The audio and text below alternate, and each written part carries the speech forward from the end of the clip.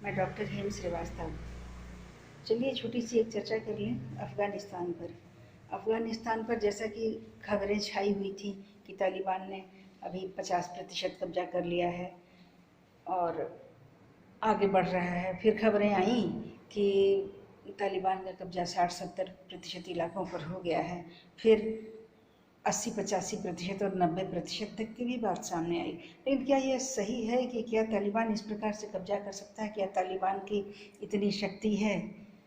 तो हम जानें कि तालिबान तो काफ़ी हाइबरनेशन में चला गया था, एक तरह के निद्रा में चला गया था।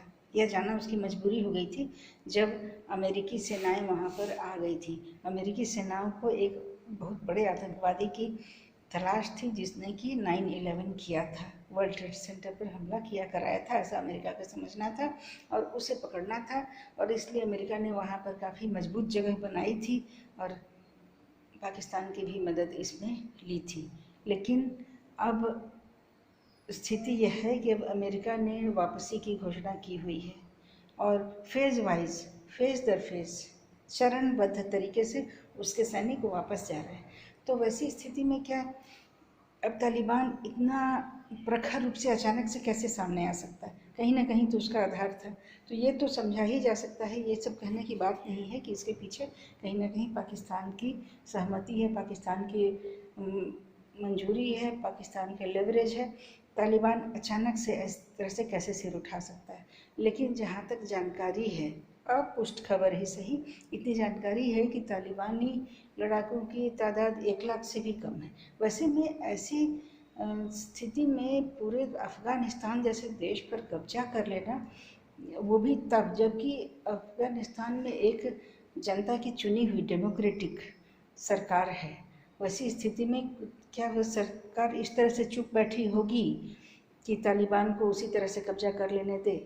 और जहाँ तक देखें, भारत भी इस मामले में चुप नहीं बैठ रहा है, क्योंकि भारत ने वहाँ काफ़ी इन्वेस्टमेंट किया है। इसके अलावा एक बड़ा और कारण है कि भारत का अफ़गान जनता से बहुत पुराना लगाव है, क्योंकि भारत का इतिहास अफ़गानिस्तान के इतिहास से जुड़ा हुआ है। कांधार, जो कि पहले गांधार था, तो भारत के इतिहास का हिस्सा रहा है और एक आर्यावर्त का हिस्सा रहा है। तो वैसे में भारत आंख मूंद कर नहीं बैठ सकता है। दूसरा कारण भी है, अगर भारत आंख मूंद करके बैठेगा तो आप समझिए कि पाकिस्तान और अफ़गानिस्तान की समेकित शक्ति हो जाएगी और आतंकवाद कितना बढ़ेगा। तो भारत किसी भी तरह से आंखें नहीं बंद करके बैठ सकता है। तीसरा कारण भी है, तीसरा कारण है कि जब आज़ादी के समय जब डिलिमिटेशन हुआ था, जब भारत और पाकिस्तान की सीमाओं का निर्धारण था, तो एक तरह से भारत के साथ बड़ा अन्याय हुआ था। बहुत ही महत्वपूर्ण हिस्सा, एक लोकेशनल एडवांटेज जो था वो पाकिस्तान को ही मिला था, जबकि भारत के लिए सेंट्रल एशिया का रास्ता, अरेबियन कंट्रीज़ के खाड़ी देशों का रास्ता और उसके अलावा अफ्रीकी देशों का रास्ता एक तरह से बंद कर दिया गया था और भारत को बड़े लंबे समय में ढूंढ ढूंढ कर बड़ा लंबा रास्ता निकालना पड़ा।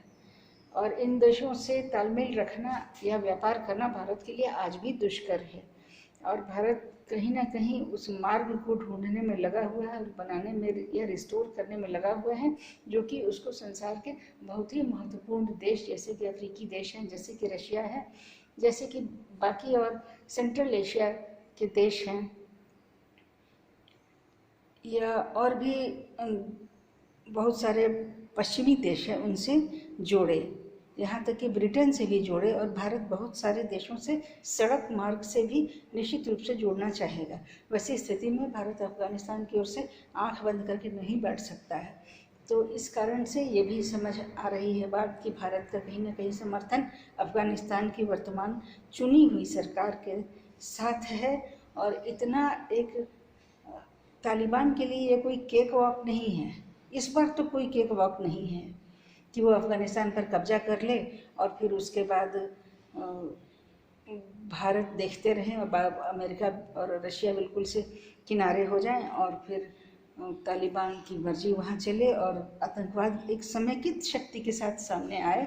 ऐसा तो भारत की वर्तमान सरकार नहीं होने देगी।